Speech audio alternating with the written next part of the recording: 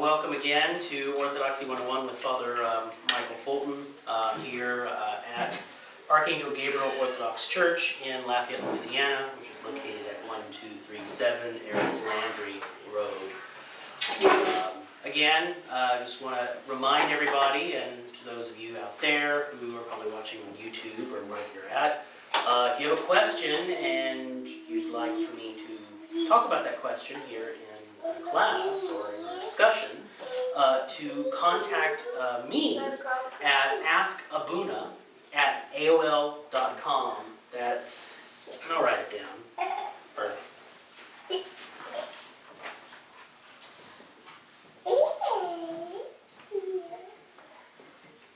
at aol.com.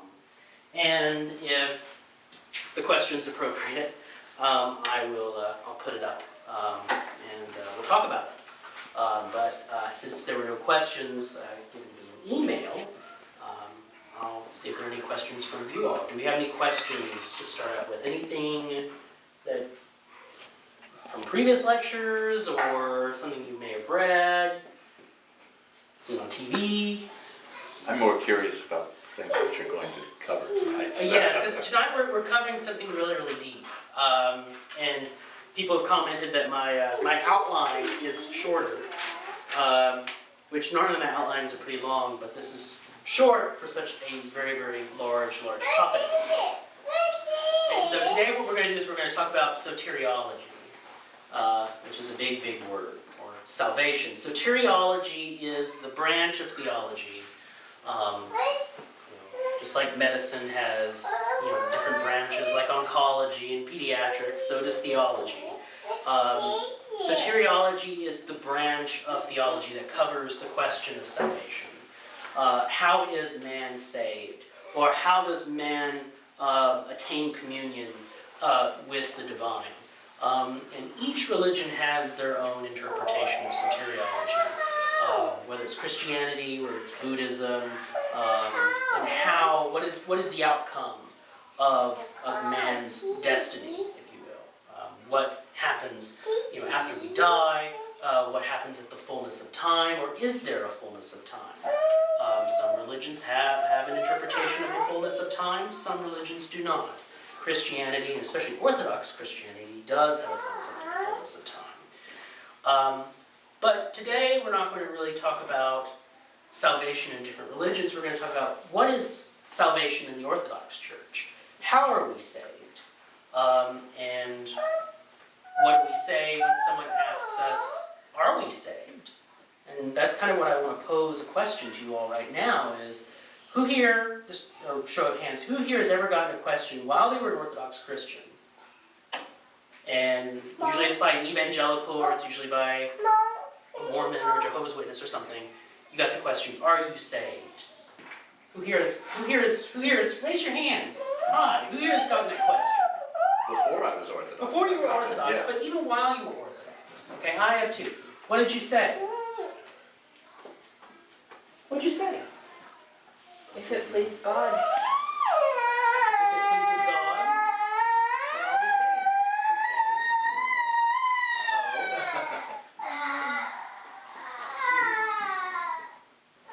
Okay. That's one answer. That's one answer.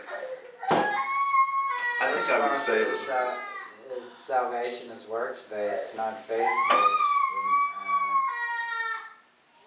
Well, salvation is neither faith-based or works-based. It's both. Because, and we'll talk about that in a minute. Where you can't have faith without works. Correct, because they go together like beans and cornbread. They go hand in hand. And that's sort of what we'll talk about today later on with different concepts of salvation in different branches of Christianity, where people have this concept that salvation is just saying it or thinking it, and not necessarily doing it. Who here has ever gotten that question or gotten the comment, well, I don't have to go to church because I'm saved and God and I have our own thing going on. Yeah, I've heard that. Yeah. Well, you and God don't have your own thing going on. That's not how things work. But that's sort of the I guess, the milieu of our age. That's sort of what we're dealing with. Any other, what did you ever say? Well, Arthur? I have said yes, but only to get rid of the people at my door. Ah, I think what I would really say is it's a work in progress. okay, that's good. Yes. I wonder if when we say that, do we mean we are saved and it's a work in progress, or it's a work in progress and we hoped to be saved? That's Well, kind of, I was about to get to, I think, what we should say, and and you'll you probably sort of, get into that. and you sort of hit the nail on the head.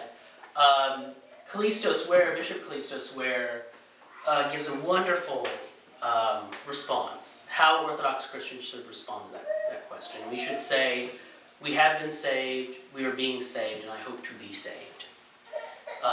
Because salvation is something that is supposed to continually happen as we journey through our lives. I mean, because at any moment, we could lose our faith, or we could fall off the path. This is one of the reasons why in the Orthodox Church, when someone has a birthday, or when someone has a names day, we sing God grant you many years. It's not just being nice and wishing that the person would live a long time, but we wish that the person would be granted by God to have long lives so that they have time to work out their salvation. That's why we sing May God grant you many years. I'm glad you explained that, because sometimes I've thought, well, does this imply that we think that this life is all important and it should go on forever? But that, I know we don't think that, so that is a good explanation. That's a good, yeah. And I mean, there's nothing wrong necessarily. I mean, this world has fallen. The world is still good, though. Right. You know, and I like this world a lot. You know, I have me personally, I have a lot of I have a lot of love for this world. You know, and that we hope to give life to the world and to have it abundantly.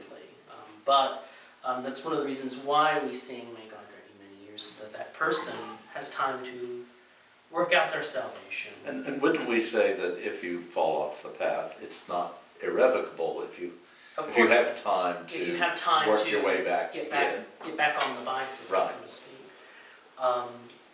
And that our salvation is, as someone here said, it was a work in progress.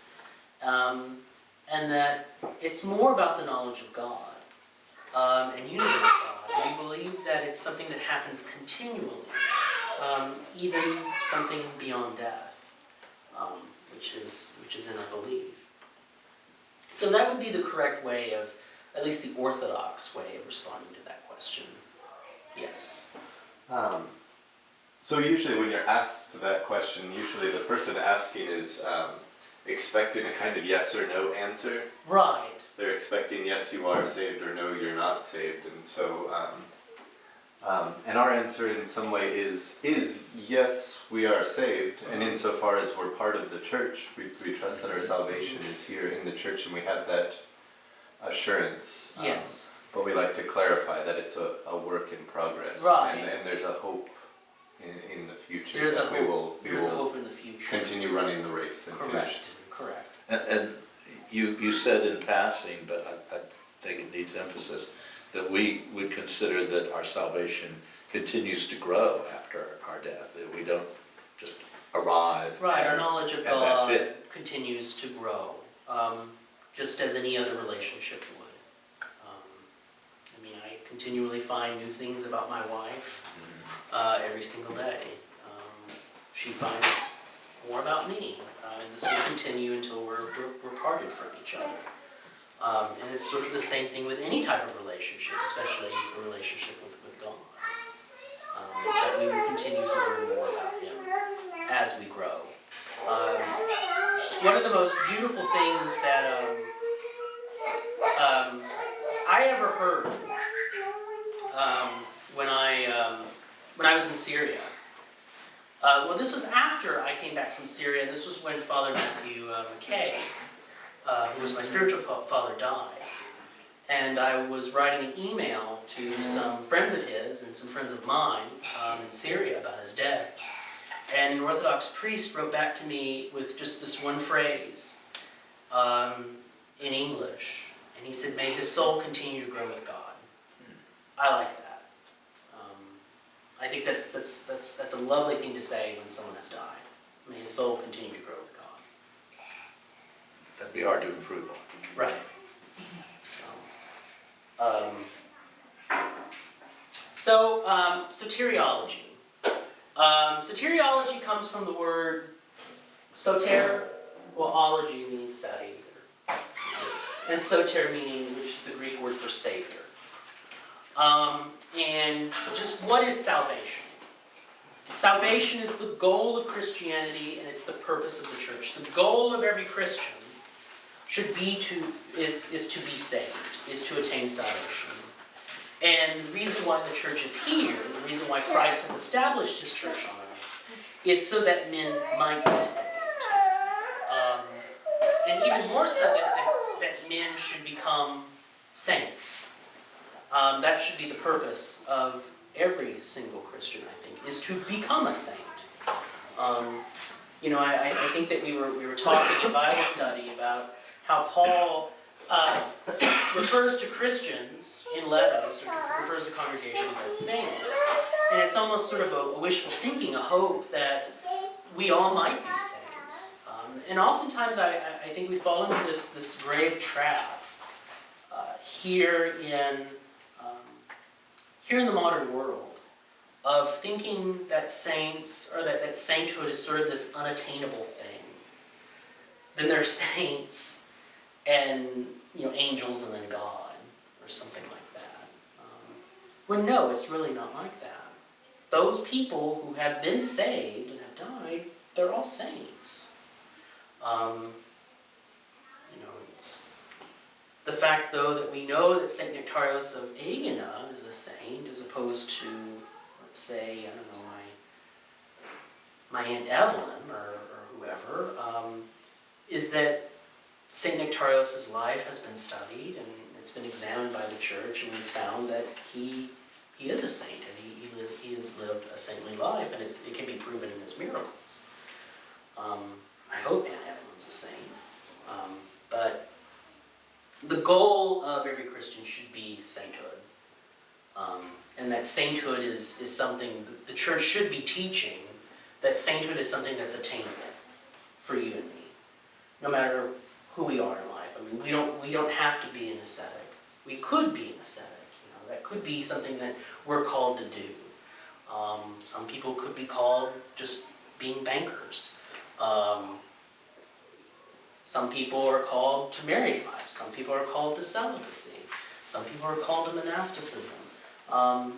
Whatever path we follow in the modern world, if we have the church, and I'll talk about this later, if we have God as our Father and the church as our Mother, we can attain sainthood. That's what St. Cyprian says. The people who are saved are those who have God as their Father and church as their Mother. He says you can't be saved unless you have God as your Father and the church as your Mother. And we'll talk about that later on. Is there salvation outside the church? And what does that mean? Salvation in the Orthodox Church, though, is man's unity with God. That is what salvation is. That is what sainthood is man's unity with God. And that really, God has sort of done a lot of the work for us through his incarnation, by the incarnation of the second person of the Trinity, in the person of Jesus Christ. And we teach a word that you hear a lot as Orthodox Christians. And that word is theosis. Okay? And I don't want people to get confused with this, because a lot of people, when they hear theosis, they freak out.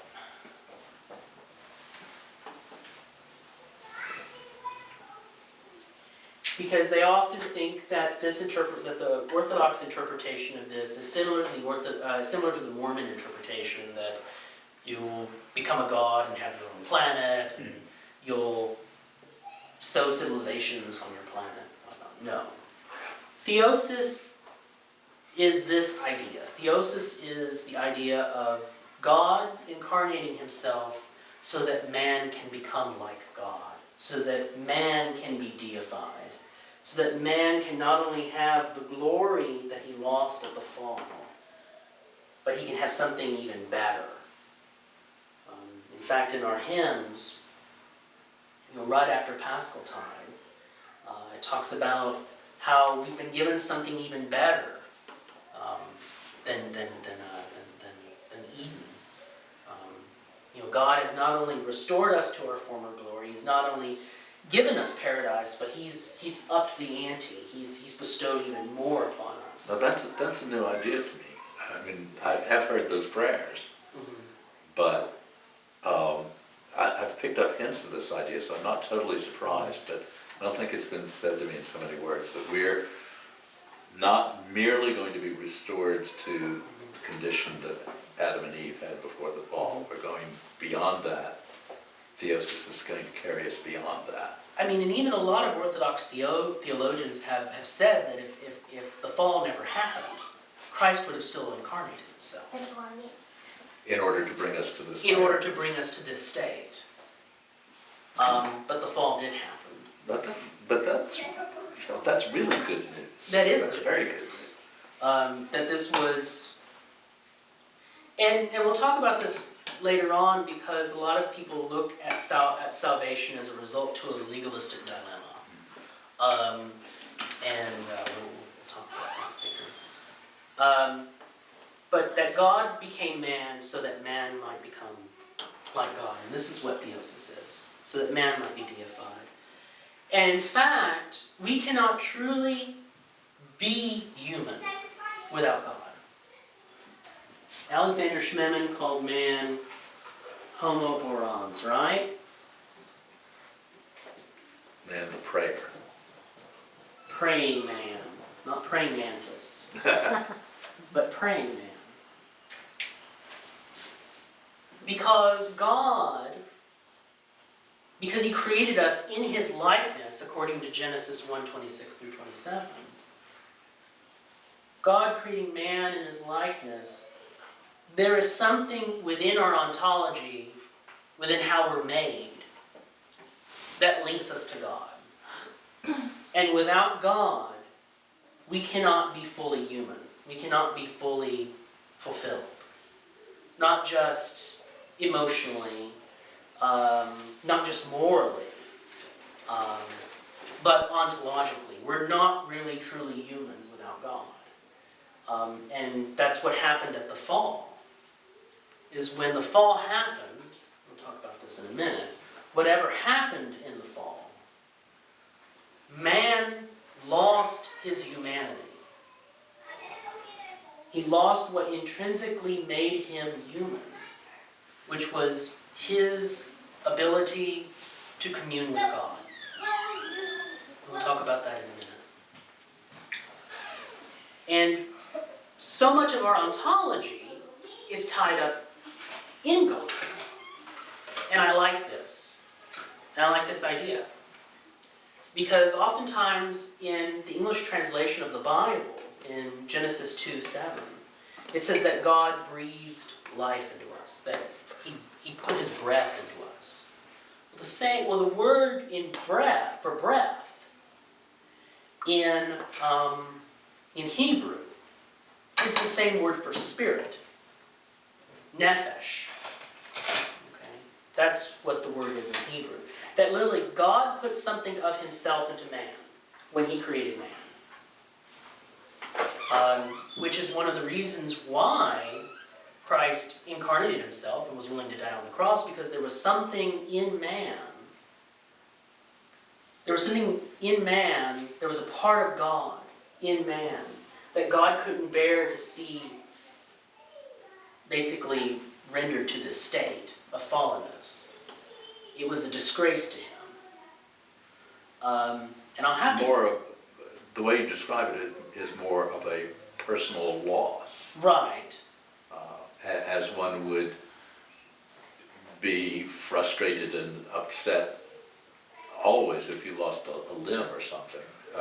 You would never rest if there was a way to get that back. Right, or in a very same way of, I mean, looking at a daughter or a son who, let's say, becomes a meth addict or something, but there is something, a part of you that sort of makes you want to go and help your own flesh and blood. But literally, I mean, it's almost as if we're God's flesh and blood, because we have his nefesh, we have his breath, his spirit. And so the point in Genesis, though, in those first chapters in Genesis, is that our ontology is tied up in God. And it's also tied up in the universe. And we'll talk a little bit about that when we get into the fall. However, in the Western world, salvation is often talked about as a resolution to a legalistic dilemma. That you have a perfect God. And this perfect God has set these boundaries, right? He set the boundaries, and man disobeyed it. So now man has transgressed against God's law. And so now God needs to be appeased. And he needs a perfect sacrifice in order to appease him. So the problem is God's anger. You're right, is God's anger, is trying to cure God's wrath, so to speak. And so the only thing that he can do is send himself to die to appease himself. That's not how the Orthodox Church sees salvation.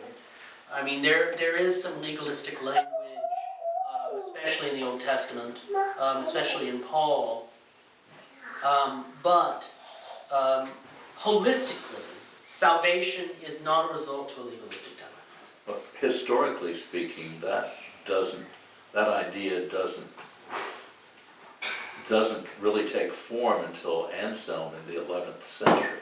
Mm-hmm. So Christianity did without that idea for 1,000 years. Now, and a lot of Orthodox theologians, and especially Romanides, and I wanted to bring that book today. I had it in a package because I lost my copy and I had to buy a new one because it's such a great book. It's The Ancestral Sin by Romanides. And Romanides, Father Romanides said that really salvation, the way that it's looked at in the Gospels and the way that it's looked at in Orthodoxy, is that it's a healing process. In that it's not just Anselm who talks about this, but really when you go back to Augustine sort of sows the seeds right. for this. This is why Augustine is not a saint to us. Depends who you ask. Depends who you ask. Well, I've been told that. Some people look at him as a saint, some people do not. Some people call him the Blessed Augustine. That's what I've heard. Augustine got a lot of things right, but a lot of what, and I think what Romanides says, and Romanides I think is sometimes isn't too charitable, but that it's usually a condition of Western thinking, and just the atmosphere of the West is that salvation is not a result to a legalistic dilemma. Instead, salvation is a healing process. It's healing for us. And that sin, our sinful nature, is really a malady of our fallen condition.